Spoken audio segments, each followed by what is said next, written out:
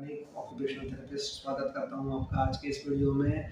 आज हम बात करने वाले हैं सबसे फेमस और सबसे पॉपुलर ट्रीटमेंट की जो ज़्यादातर बच्चों के लिए यूज़ किया जाता है, जिसका नाम है सेंसरी इंटीग्रेशन। सेंसरी इंटीग्रेशन क्या है, अगर आप ये जानना चाहते हैं तो मेरे चैनल पर मैंने पाथवेज का एक वीडियो डाउनलोड किया हुआ है जिसमें सेंसरी इंटीग्रेशन को प्रॉपर्ली समझाया हुआ है कि वह कैसे काम करता है।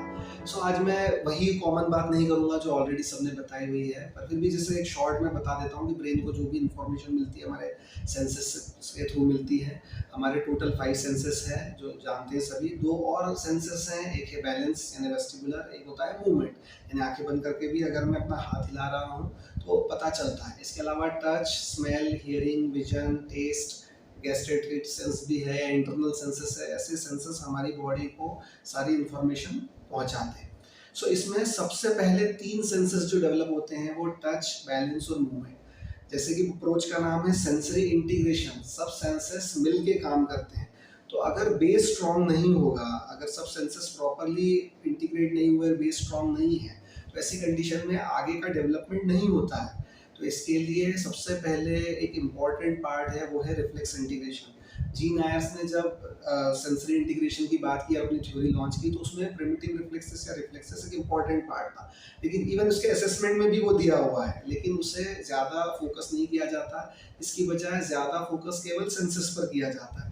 तो अगर बच्चे के अंदर रिफ्लेक्सेस परसिस्ट कर रहे हैं तो इनका इंटीग्रेट होना जरूरी है। उसके बाद 3 सेंसेस टच, बैलेंस और मूवमेंट, इनका डेवलप होना ज़रूरी है, क्योंकि ज़्यादातर सेंसेस टीम वर्क में काम करते हैं। अगर आप बैलेंस की बात करें, अगर आपका बैलेंस बिगड़ने लगता है तो कान के अंदर का फ्लूइड जाके ब्रेन पर ये सिग्नल देता है कि आप गिर रहे हैं और खुद को संभालें। तो हियरिंग और बैलेंस का रिलेशन है, वो मिलके काम करते हैं।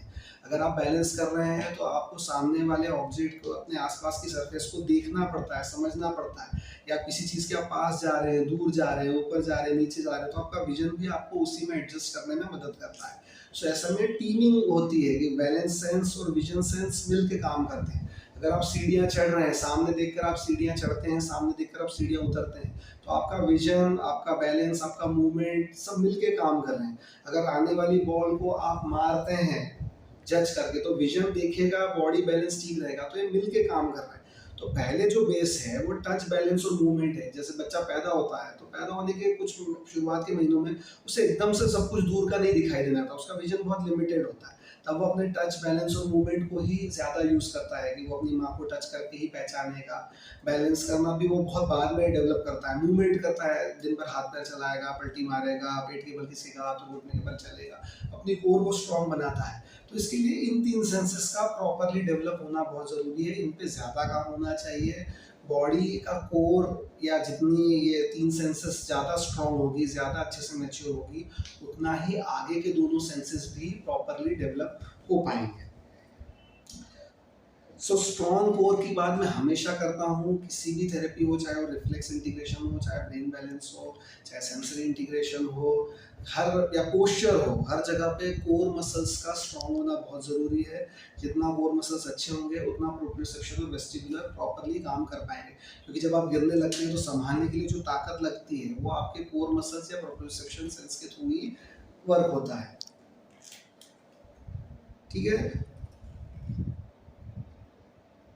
अगर आप पर्टिकुलर जगह पर सेंसेस का स्टिमुलेशन देते रहेंगे बच्चों को, तो वो सिर्फ प्रॉब्लम को मैनेज करने में मदद करेगा, वो उसे सॉल्व नहीं करेगा।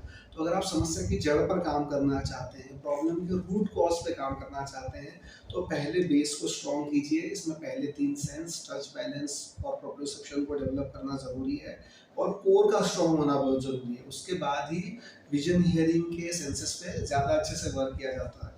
जैसे कि स्टिमिंग का पार्ट हम देखेंगे, कई बार बच्चों को हियरिंग से लेकर कुछ सेंसरी इश्यूज हो सकते हैं, या विजन से रिलेटेड जब वो ज़्यादा आई स्टिमिंग करते हैं या मूवमेंट करते हैं, तो ऐसी कंडीशन में अगर आप चेक करेंगे तो उनका vestibular proprioception sense properly develop नहीं हुआ होगा। या ज़्यादातर बच्चे जो रिपीटेटिव बिहेवियर करते हैं, जैसे मुंह में उंगली डालना, सलाइवा से खेलना, या अपने कपड़े उतार देना, नंगे पैर ज़्यादा चलना, तो ऐसी कंडीशन में उन्हें टच का सेंस प्रॉपरली डेवलप नहीं होना, या उससे रिलेशन हो सकता है। तो इसलिए इसमें आप इसको समझ के अच्छे से वर्क कीजिए। सेंसरी इंटीग्रेशन मतलब सबका एक साथ मिलकर काम करना बहुत ज़रूरी है। संवेदनाओं का एकत्रीकरण, अगर हम इसे हिंदी में समझे तो एकत्रित होकर काम करना ज़रूरी है, एकत्रीकरण ज़रूरी है। अगर अलग अलग काम होता रहेगा तो उससे आपको रिजल्ट नहीं मिलेंगे। आज की वीडियो के लिए इतना ही। आपने इतना समय दिया, आपका बहुत बहुत धन्यवाद।